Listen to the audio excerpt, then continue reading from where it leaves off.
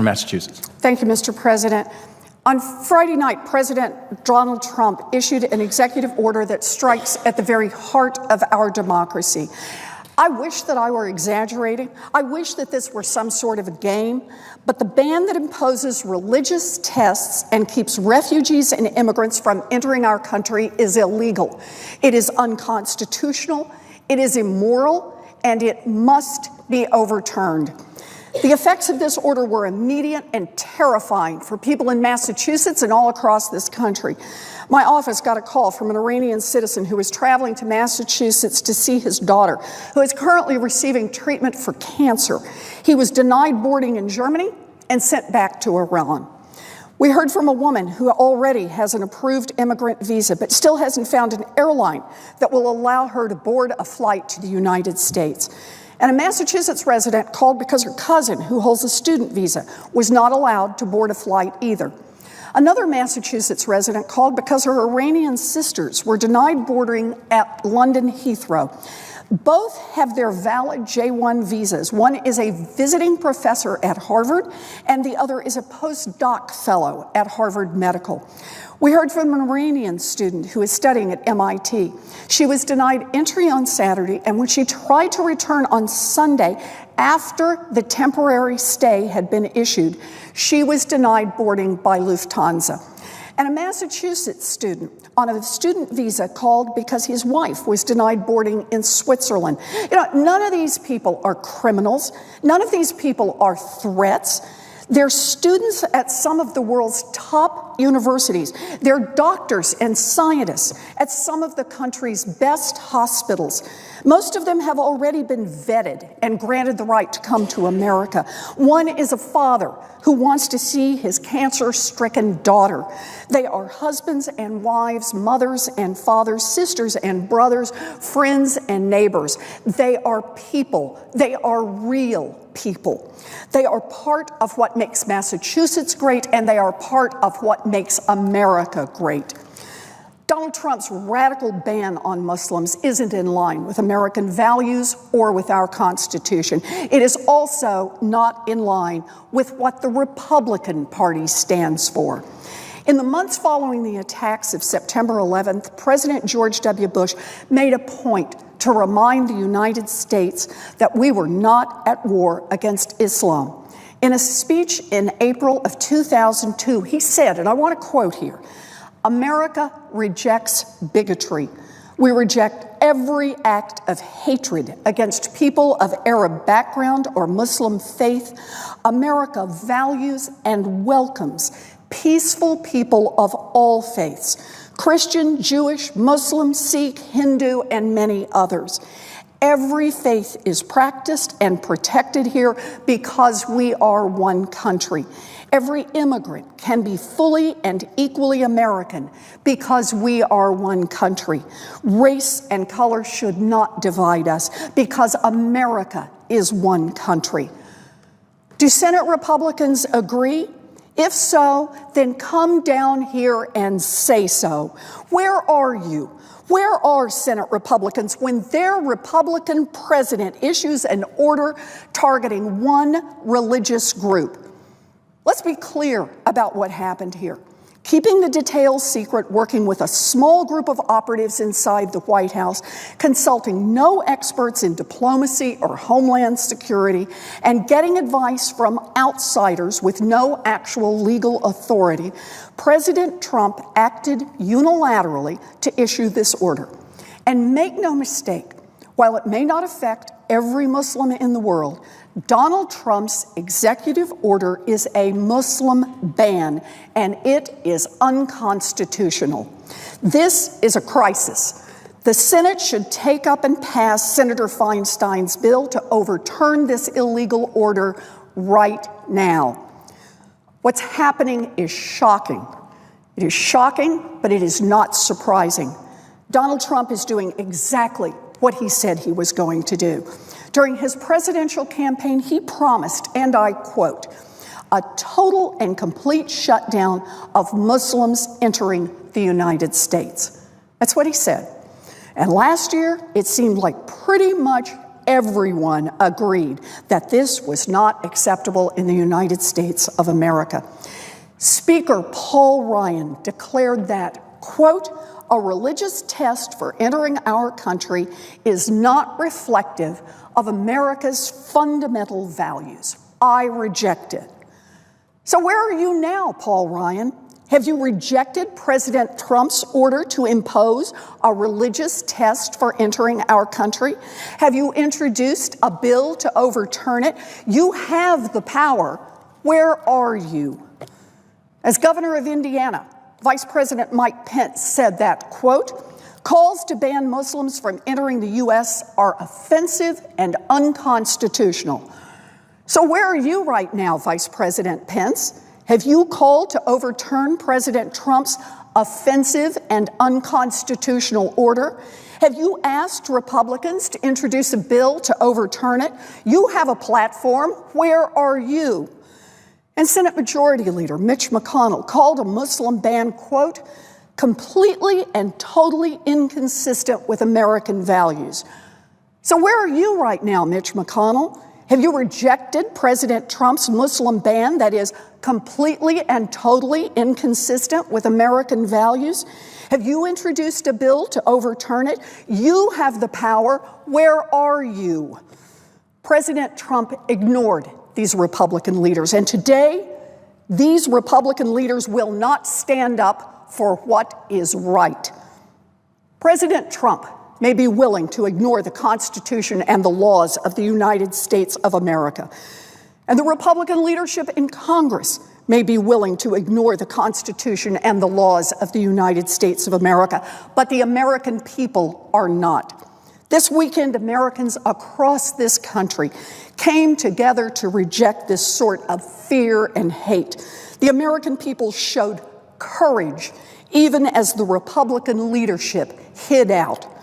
Crowds of people raced to airports across this country to welcome immigrants and refugees and to demand compliance with court rulings that gave individuals and families temporary relief, and to demand that this reckless order be rescinded. I was proud to stand with hundreds of people at Logan Airport in Boston on Saturday night, and then with more than 20,000 people in Copley Square on Sunday. We had one of the biggest demonstrations in the country. I also want to say I am in awe of the hundreds of lawyers and translators who dropped everything and spent sleepless nights in airport terminals and courts fighting for justice. Because of their tireless work, we have already been able to undo some of the damage caused by President Trump. Now, while I am encouraged by our victories in the courts this weekend, the Trump administration has derided these judges and in some instances refused to follow these orders. This is shocking and unconstitutional. Congress must act. We must act now. Congress must stand up and say to President Trump that this is not who we are. Congress must say to Donald Trump and to the world, we will not turn our backs on lawful immigrants and refugees fleeing murderers. We will not turn our backs on people who risk their own lives to protect our soldiers in Iraq and in the fight against ISIS. We will not give ISIS more recruiting material. We will not promote an imagined religious war between America and Islam. We will stand for our values, for American values, for human values. We will not be divided by hate and fear. 15 months ago, I traveled to the Greek island of Lesbos. This is the first stop for many Syrian refugees as they flee from the terrors of ISIS. And that was where I saw the shoddy, paper-thin rubber rafts that people cram onto with nothing more than a hope and a prayer that they will make it across a choppy sea. I saw the little plastic pool floaties that people put on small children, hoping that it would be enough to save them if the raft went down. And I met a 7-year-old girl who had been sent out on that perilous journey alone. I thought about what horrors her parents must have faced to hand a wad of cash to human smugglers with only the most desperate dream that their little girl would find something better on the other side. President Trump is trying to shut the door on that little girl and on countless others who are fleeing for their lives. He's trying to shut the door on children, on doctors, on students, on engineers, on husbands and wives, on grandmas and grandpas. And that's not all. President Trump is trying to shut the door on people who risked their lives helping American soldiers, people who face execution in the hands of terrorists if they are sent back. President Trump is even trying to shut the door on legal immigrants, on students and faculty, on people who work in Massachusetts and across this country, on people who have already been thoroughly screened for entry into the United States and have been granted permanent status to live and work in our country. This has nothing to do with security, nothing. Little girls fleeing from murderers are not a threat. Elderly grandparents detained at airports are not a threat. Students and teachers and people who work in Massachusetts and across the country are not a threat. Iraqi translators who put their own lives at risk to protect American soldiers are not a threat. We should welcome them. We should welcome them with open arms. That is who we are. Voices from across the political spectrum, including many of my friends from across the aisle, have already stepped forward to criticize this order. But criticism is not enough. President Trump's executive order must be overturned. We must overturn it. For those who remain unconvinced, I would like to take some time this evening to talk about some of the people who are hurt by the president's reckless, heartless, illegal, unconstitutional actions. As stories have poured in to my office, on the evening news, on social media, we have heard time and again about the consequences of President Trump's reckless and illegal order. And I would like to share some of those stories in my time tonight. I want to start with a story. I want to read one. My staff and I have spent the weekend listening to and meeting with people who've been affected. I have seen firsthand the devastating effects of President Trump's actions. And I want to start with a story of someone I met at Logan Airport on Saturday night. The story I want to read is from CBS Boston. Detainee released after federal judge grants stay on Trump's immigration freeze. Ahmad Hassani Bey was questioned at Logan Airport Saturday while trying to get back into America after caring for his sick father in his native Iran. Hassani Bey has lived in the Boston area for approximately 9 years after a judge granted a case brought by lawyers from the American Civil Liberties Union Saturday night. Hassani Bey was reunited with his wife and daughter, who had traveled with him to Iran but returned 2 weeks earlier. He was not angry about his questioning. Everybody was friendly, Hassani Bey told WBZ TV's Jim Smith. They had to do what they had to do. I'm grateful for all the people back there, but it was chaotic. Hassani Bey's wife is now questioning what the future will be like for her family in America. It's just terrifying how my life has changed in 2 days, 3 days. She said, I don't know about the future. Last week, everything was normal. I would pick up my daughter from preschool, and she was like everyone else. I was like everyone else. But now we're different. I met with this family. This is what President Trump's order means. It means stopping people like this and telling them that their future is different Now, in America. I want to read another story. This one is from NBC Boston. Protesters rally as doctors, students blocked from entering the country after Trump's orders. At Boston Logan International Airport, at least 6 people from Iran were detained Saturday night after their flights landed in the U.S. A federal judge in New York issued a temporary stay late Saturday for all detainees affected by Trump's executive orders, which barred all refugees from entering the United States for 4 months and indefinitely halted any from Syria. Trump argued the ban is needed to keep out, quote, radical Islamic terrorists. A tweet by Samira Aghasari, an Iranian doctor, stated that she was denied boarding when she arrived for her flight to the United States from Germany.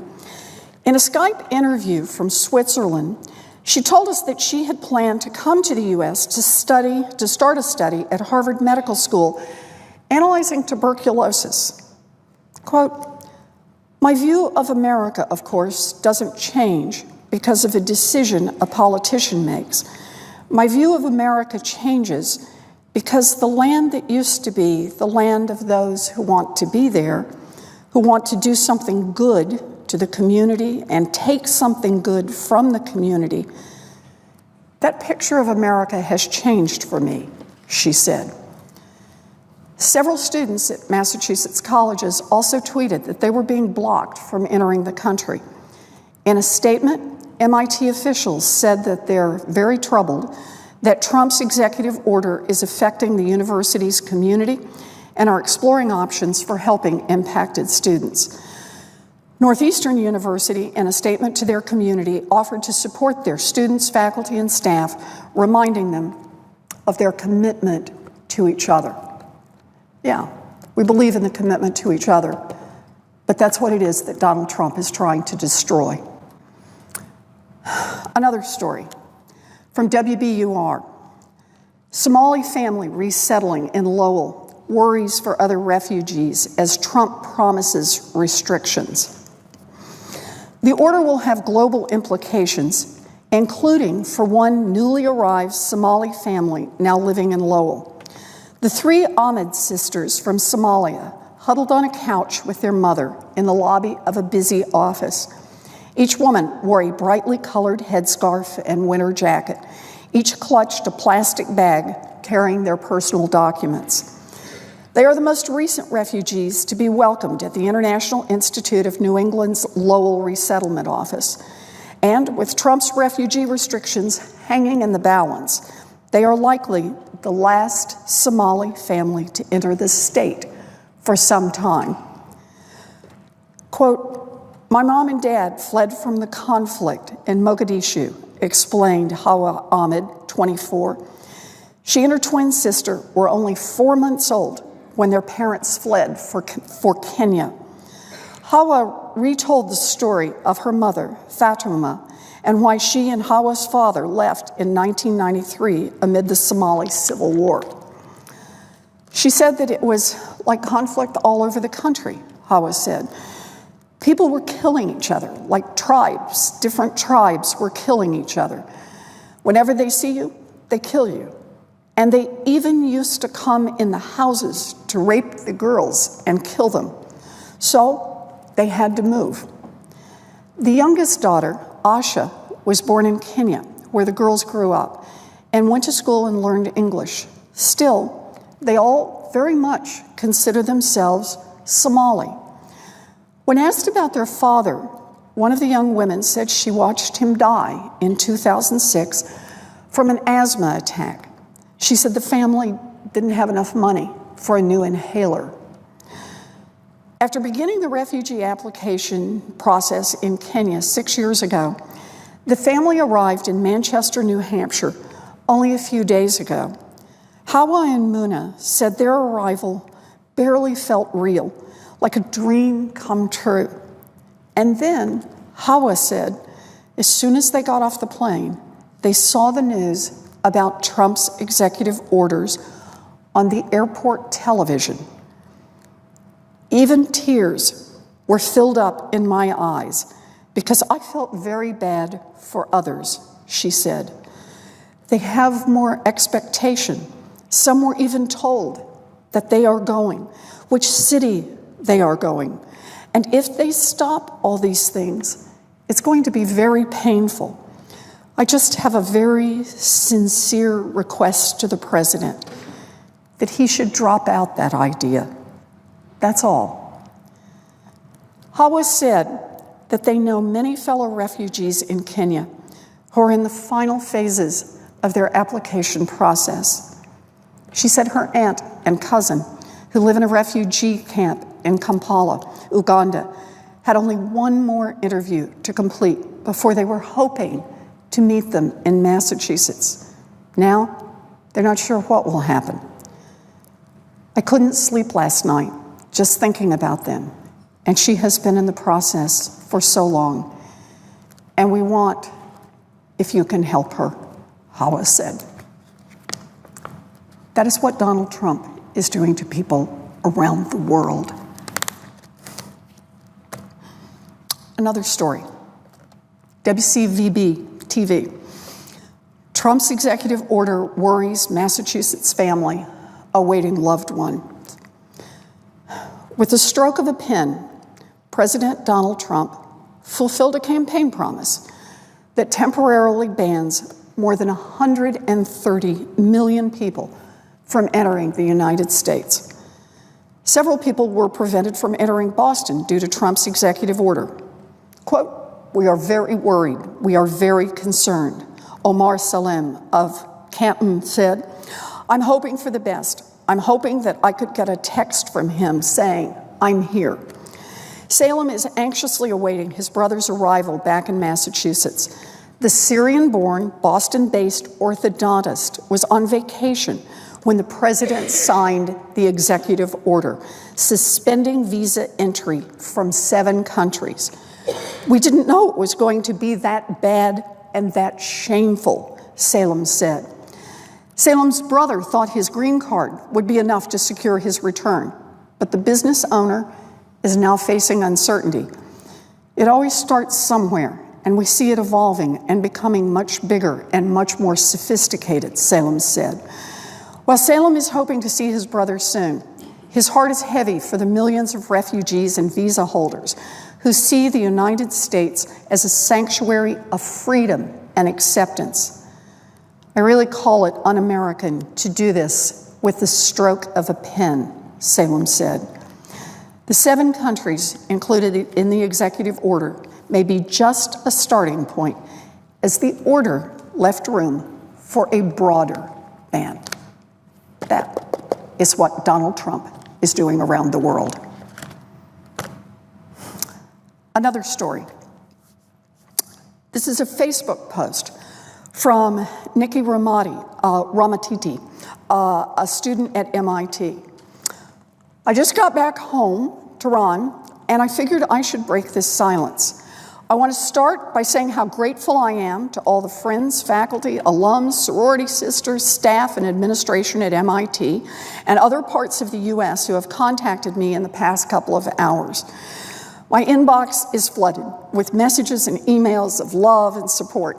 I am truly speechless, grateful, and proud to be part of the MIT community. I have never been subjected to any form of religious or racial discrimination at MIT. Our community is extremely diverse, inclusive, supportive, and accepting of individuals and their backgrounds. But I cannot believe all this love is coming from the same country that banned me from entering its borders just a couple of hours ago. I don't want to get to the political mess that has created this situation for me and many others.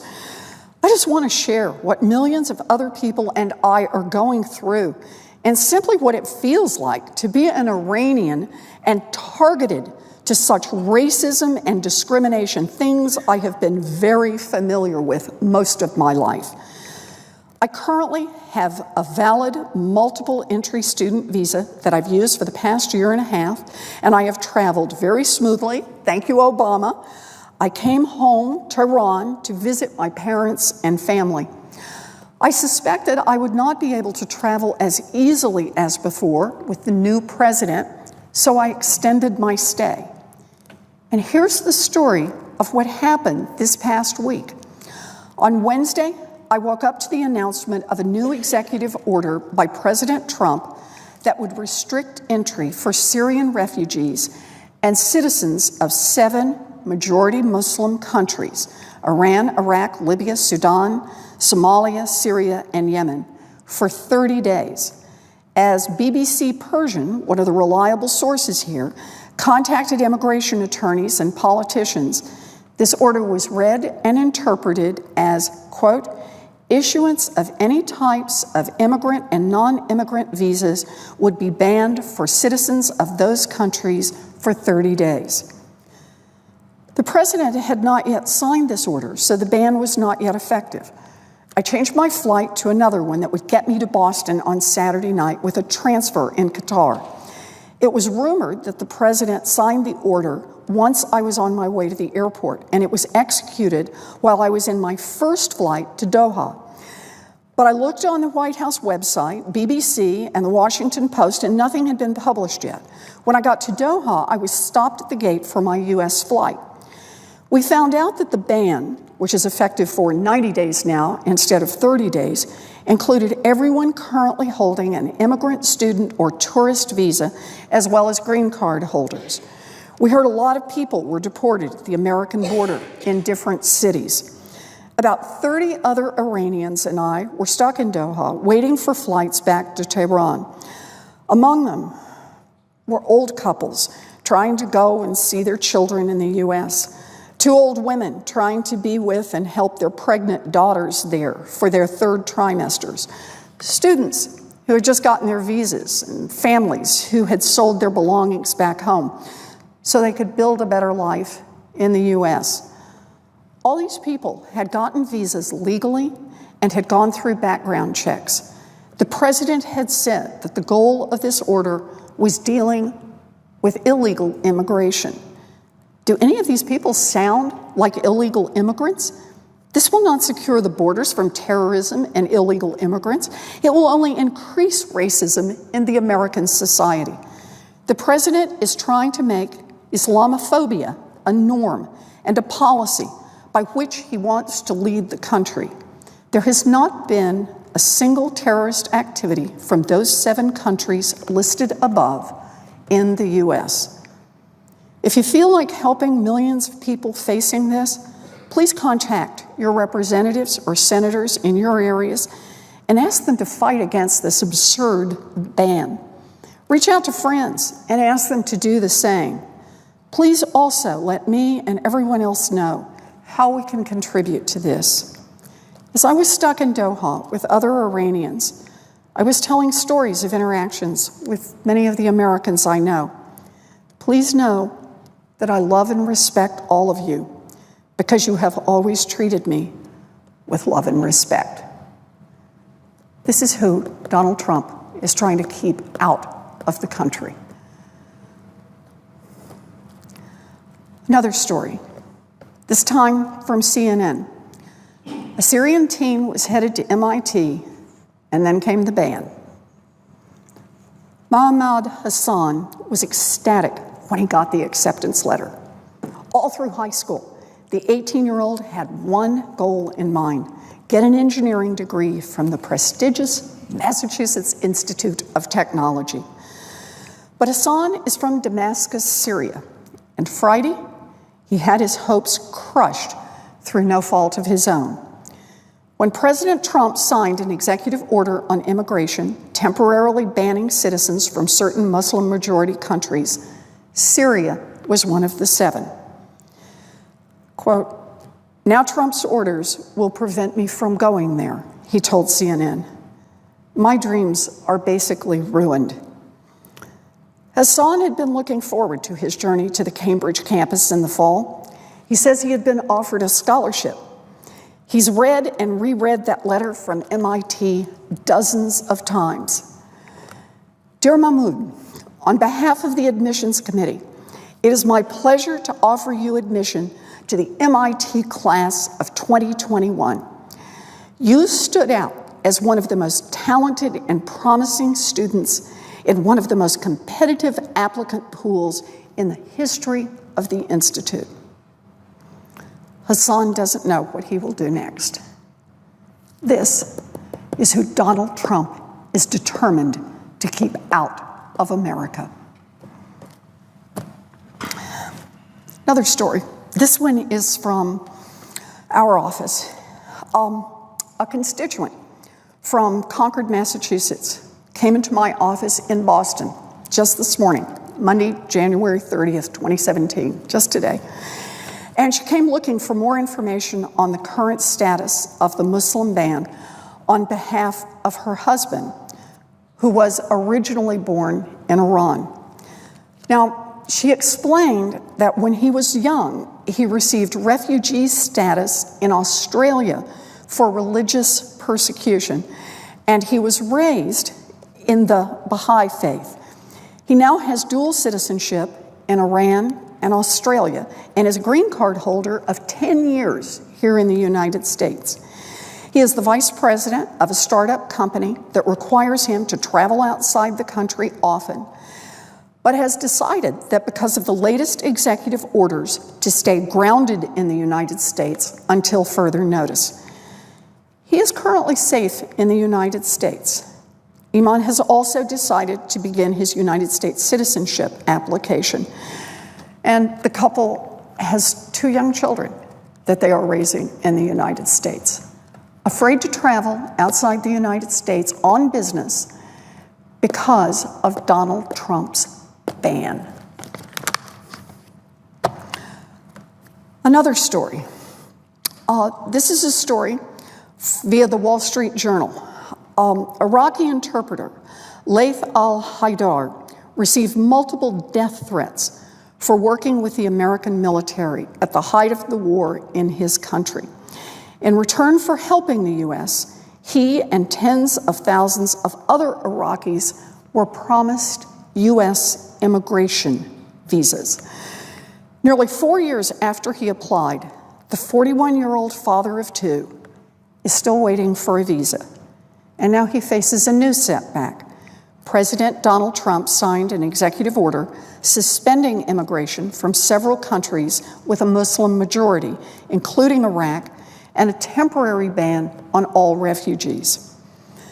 Mr. Haidar is among the roughly 58,000 Iraqi applicants for U.S. immigrant visa and refugee resettlement under the federal programs that promised to fast-track entry for Iraqis who worked with the U.S. government and other institutions deemed critical to the U.S.-led effort in Iraq, according to the State Department.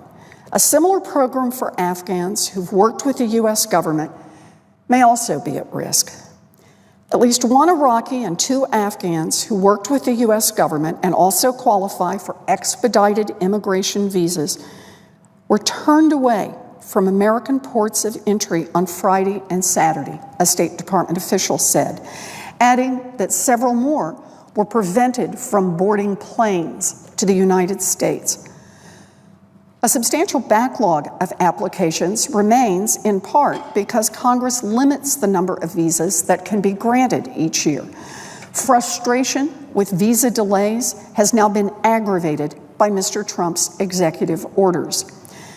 Critics of the visa ban say it abandons thousands of valuable allies abroad and risks deterring such people from working with the U.S. in the future at a time when Mr. Trump is promising a more aggressive military posture abroad. Quote, "These guys laid their lives on the line alongside American soldiers and got paid a fraction of what I made," said Jake Thomas, a U.S. Army veteran who worked with Mr. Haidar in Iraq and who now lives in Georgia. "If they want out, we need to honor our promises and get them out." Mr. Thomas is one of several U.S. military officers who have written letters to the State Department appealing for Mr. Haidar to get a visa. He said he sympathizes with some of the views regarding immigration that Mr. Trump campaigned on, but, he added, Iraqis like Mr. Haidar, quote, were singled out and shot at for serving the United States, and we made a promise, he said. Mr. Thomas said he knew of 5 Iraqi interpreters who were killed in the 15 months of his last tour in Iraq, including 3 who were gunned down in their homes for working with the U.S. military.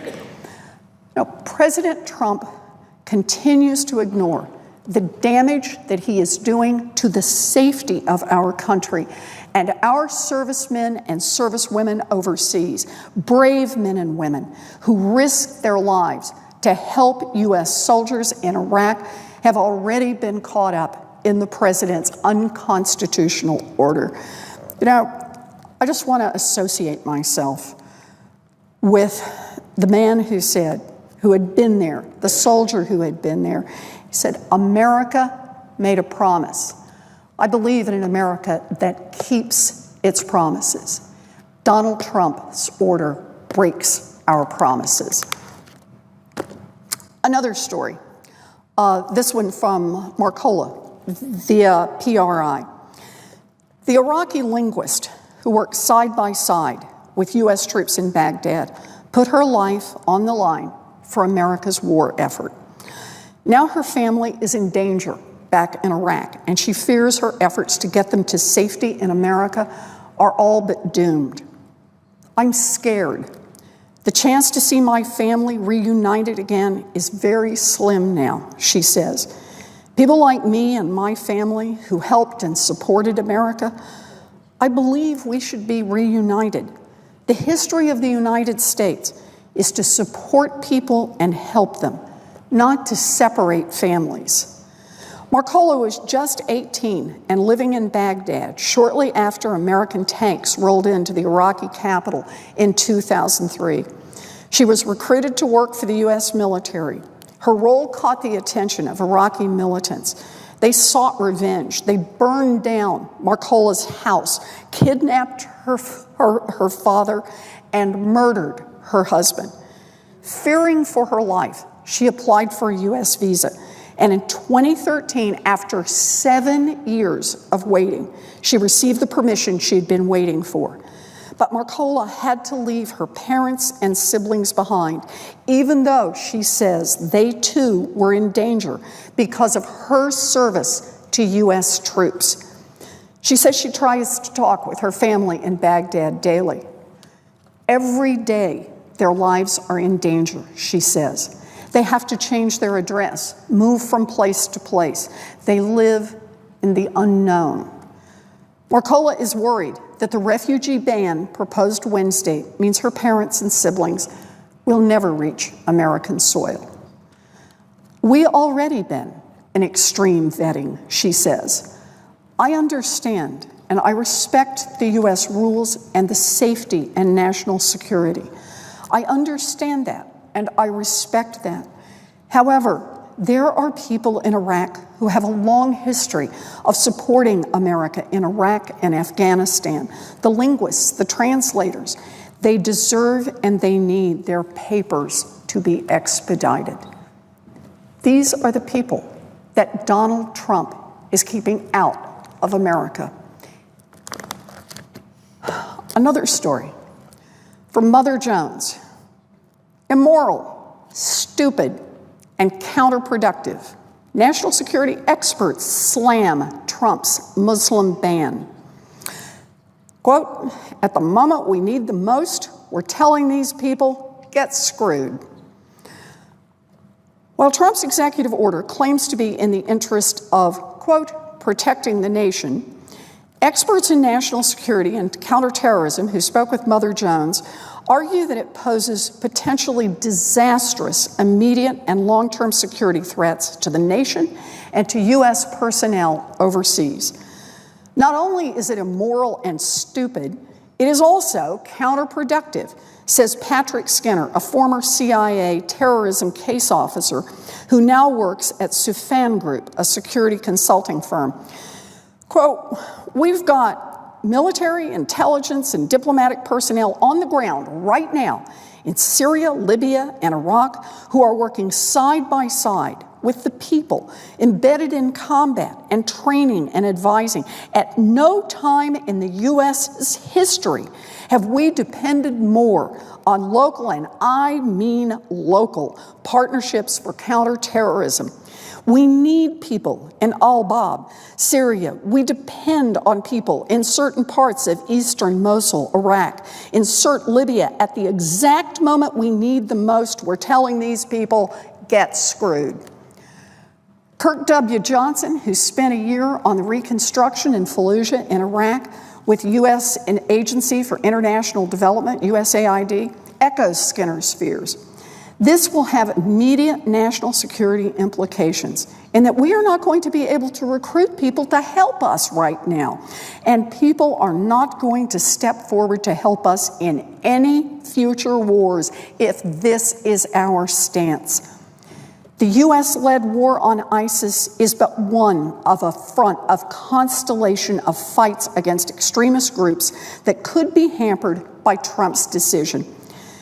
Quote, the U.S. is officially banning people in these countries. At the same time, we're trying to build up local support to fight ISIS, Skinner says.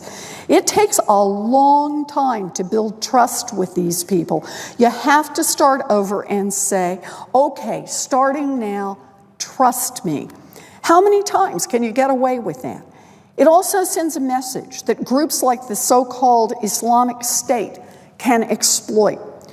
Elizabeth Goitein, the co-director of the Brennan Center's Liberty and National Security Program, says, the message this projects is that America sees Muslims as a threat, not specific actors who are intent on committing terrorist acts. The message that America really is at war with Islam will be ISIS's best friend. BuzzFeed reporters Mike Giglio and Munzar al-Awad spoke with 5 current or former ISIS fighters who cited Trump's divisiveness as a factor that will weaken America. They added that his rhetoric against Muslims will help them reinforce their narrative that America and the West are fighting not just terrorism, but fighting Islam itself. Trump will shorten the time it takes for us to achieve our goals, said one.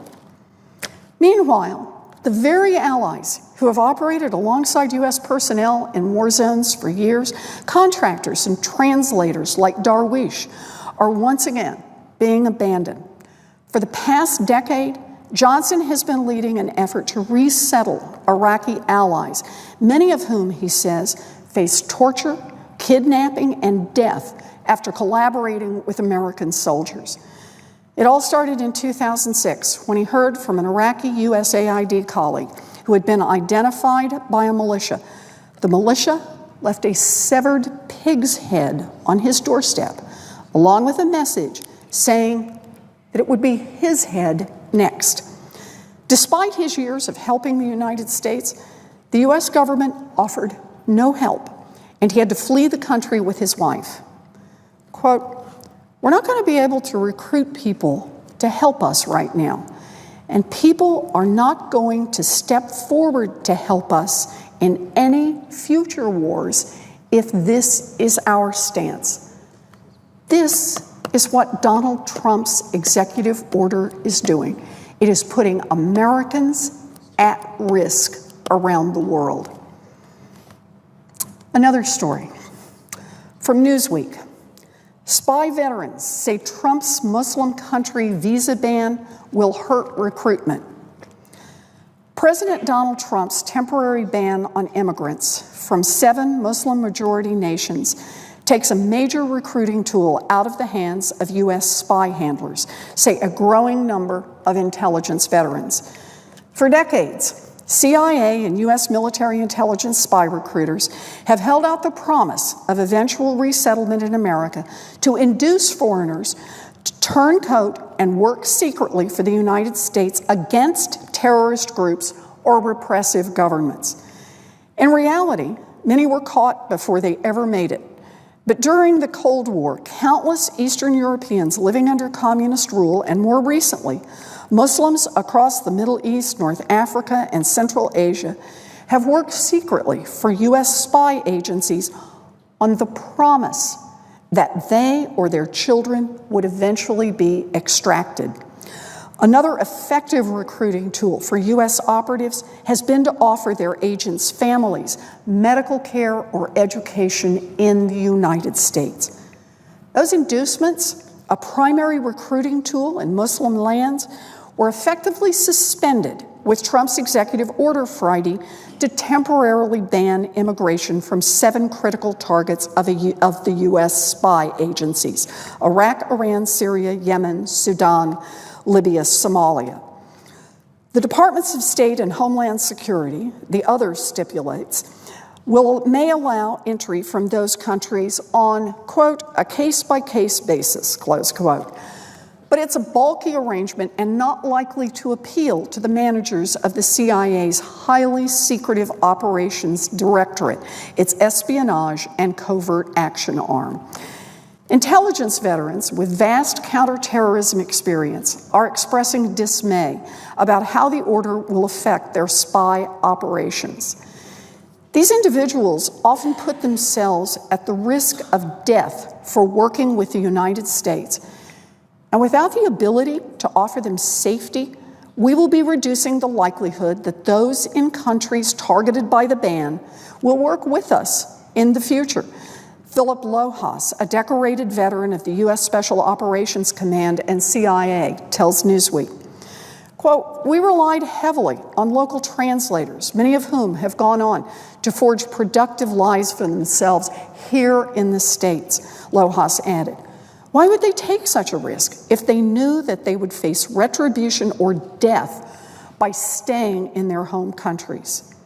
Absolutely, agreed Cindy Storer, a former member of the CIA intelligence team that tracked al-Qaeda leader Osama bin Laden. It hurts, she said in a brief interview. Capital H-U-R-T-S. Imagine, she said, if the ban had been in place when Jamal al-Fadl, a Sudanese Muslim and key al-Qaeda operative, showed up at the American embassy in the mid-1990s and volunteered to defect to the United States. FBI counterterror agents brought him into the U.S. where he provided, quote, a major breakthrough of intelligence on the creation, character, direction, and intentions of al-Qaeda, according to the official 9/11 Commission reports. And that is what Donald Trump is putting an end to. Another story. The Washington Post. Dissent memos circulating in the State Department over Trump's policy on refugees and immigrants. You know, for this one, Foreign Service officers have written a memo and they've shared it with the Washington Post in opposition to President Trump's executive order. And here are excerpts from a leaked dissent memo by U.S. Foreign Service officers regarding the executive order. It will immediately sour relations with these 7 countries, as well as much of the Muslim world, which sees the ban as religiously motivated. These governments of these countries are important allies and partners in the fight against terrorism, regionally and globally. By alienating them, we lose access to the intelligence and resources we need to fight the root causes of terror abroad before the attack occurs within our borders. It will increase anti-American sentiment. It will have an immediate and clear humanitarian impact. It will have a negative impact on the U.S. economy. Looking beyond its effectiveness, this ban stands in opposition to the core American and constitutional values. This ban stands in opposition to the core American and constitutional values that we, as federal employees, took an oath to uphold. The United States is a nation of immigrants. starting from its very origins. The concept that immigrants and foreigners are welcome is an essential element of our society, our government, and our foreign policy. So too is the concept that we are all equal under the law, and that we as a nation abhor discrimination, whether it is based on race, religion, sex, or national origin. Combined together, that means we have a special obligation to maintain an immigration system that is as free as possible from discrimination, that does not have implied or religious or actual religious tests, and that views individuals as individuals, not as part of stereotyped groups. Banning travelers from these 7 countries calls back to some of the worst times in our history. Laws enacted in the 1920s, which lasted through the 1960s, severely restricted immigration based on national origin and, in some cases, race. The decision to restrict the freedom of Japanese Americans in the U.S. and foreign citizens who wanted to travel to settle in the U.S. during the 1940s has been a source of lasting shame for many in our country. Decades from now, we will look back and realize we made the same mistakes as our predecessors, shutting borders in a knee-jerk reaction instead of setting up systems of checks that protect our interests and values. We do not need to place a blanket ban that keeps 220 million people, men, women, and children, from entering the United States to protect our homeland. We do not need to alienate entire societies to stay safe.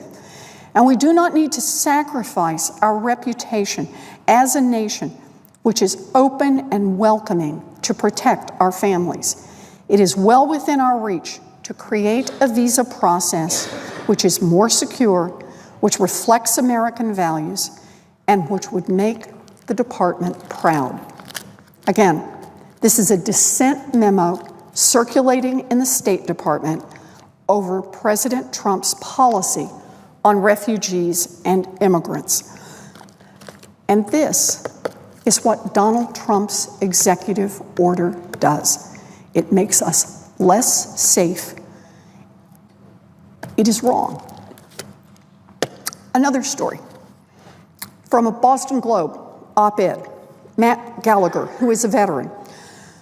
The headline, "Trump rejects the Muslims who helped us." The bravest person I've ever known went by the nickname Surge Knight. He was as physically imposing as the infamous music producer, but he was calm and big-hearted with a smile as wide as a canyon. A Sudanese Muslim, Surge served as my Scouts platoon's interpreter during the deployment to Iraq in 2007 and 2008. And he went on every patrol and mission with us, no matter the circumstances. He'd survived multiple roadside bomb attacks, had lost 3 young children to the bombings in the first Gulf War, and yet still believed in America and what America represented to him and his family. Though he doubted he'd ever get to our country, he aspired for his children to do so. "Perhaps my grandchildren will go to school with your kids," he once told me with typical paternal charm. I'd like that very much. And I felt the same. We all did. He was one of us. President Trump's recent executive order on Muslim refugees and immigrants works to ensure that such a dream never comes true. Muslim allies, including interpreters like Surge in Iraq and Afghanistan, have done more for the United States during the past 16 years of war than most Americans will even think of doing in their entire lives. Yet we're abandoning them in their hour of need, wrapping ourselves up in a big, billowing flag of fear and pretending it's safety. We're also abandoning Middle East refugees, fleeing the very terrorists we've professed to combat, who have seen their homes and lives destroyed and now seek shelter on our shores, the same way that immigrants have for generations. This is a national disgrace.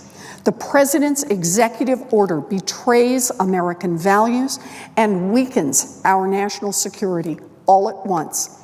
Our country was founded as a haven. Trump and his administration seem intent on turning it into a medieval fortress. In November, shortly after the election, I joined a nonpartisan group in Washington, D.C. to advocate for Muslim refugees and immigrants, Veterans for American Ideals, a project of human rights first. There was a gray pall over the city and a deep sense of uncertainty for what awaited, even in Republican offices. No one knew then what we all know now. Trump really did mean to do what he said on the campaign trail. Time and again, Democrats and Republicans alike told us the United States already has in place the best and most thorough refugee and immigrant screening process on the planet. A prominent Republican advisor assures us that Trump's, quote, extreme vetting idea was just a ploy to rustle up votes. A national security official suggested that we should be more thankful that Congress had saved the special immigrant visa program for interpreters and translators who served with the U.S. military, and maintained that the amount of issued visas was sufficient despite the overflowing backlog of requests. A shouting match ensued. Enraged veterans can have our own sort of diplomatic style. I look back at that week with both pride and despondency. On one hand, to see so many young American veterans standing up for the principles of our nation, often the very same principles that led them to enlist in the military to begin with, was stirring. We tried, sometimes successfully and sometimes not, to convey to politicians the importance of remaining true to our Muslim brothers and sisters in arms. We also tried to remind them of the secondary and tertiary effects of not honoring the bonds forged in combat. On the other hand, bearing witness to how easily dismissed entire lives and formative experiences can be by fellow citizens, let alone elected representatives, was rather dismaying.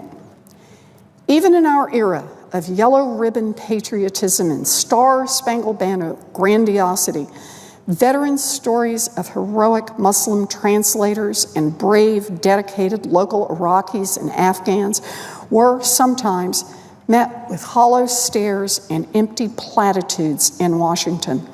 What we were telling these officials defied their preconceived notions about vets and Muslims, and how vets of the terror wars were supposed to feel about Muslims. What we were telling them was that American security was dependent on opening our doors to as many vetted refugees and immigrants as possible, not barricading ourselves and saying, we're not that America anymore.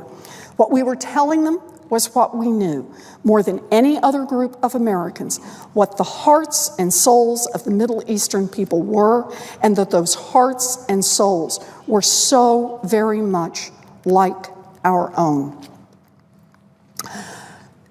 These are just some of the stories of what Donald Trump is doing to people here in America, to Americans abroad, and to people around the world. This executive order is illegal, it is unconstitutional, it is immoral, and it must be overturned by Congress. I understand that under the rules, the majority can stop any senator after speaking for an hour post-cloture, but there is a bit more I would like to say, and so therefore I ask unanimous consent to speak for up to 10 additional minutes. No, she hasn't. Without objection. Thank you, Mr. President. I will continue with the story that was published this morning in the Boston Globe.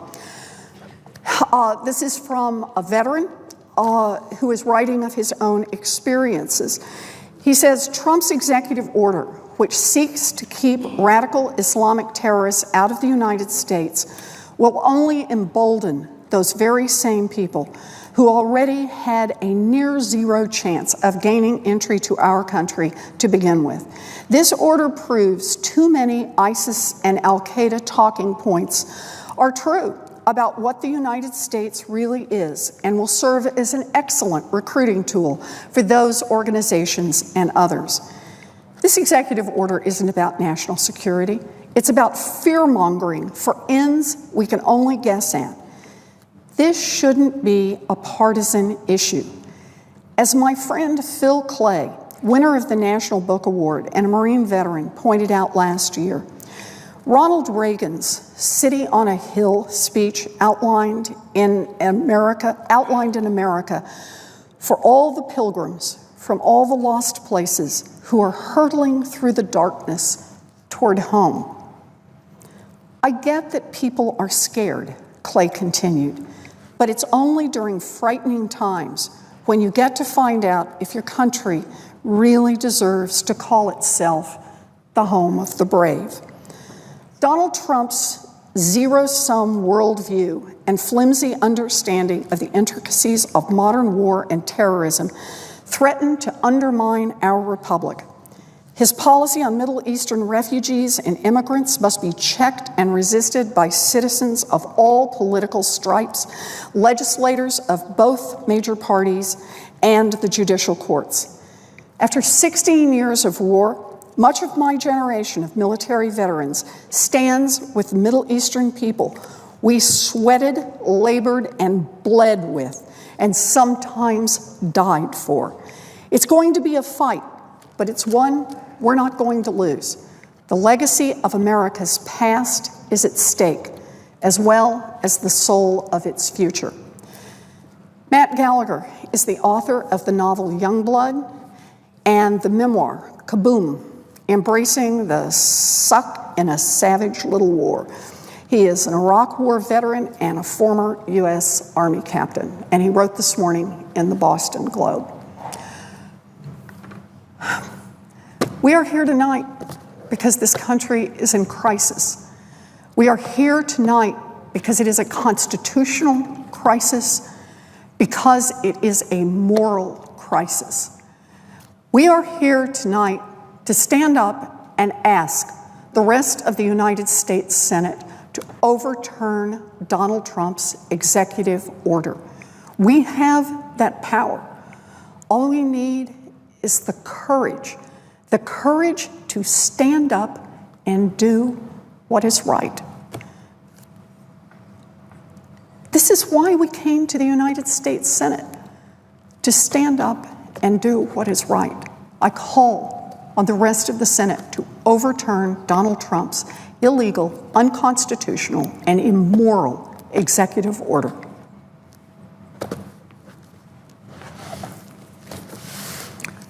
Mr. President, I yield.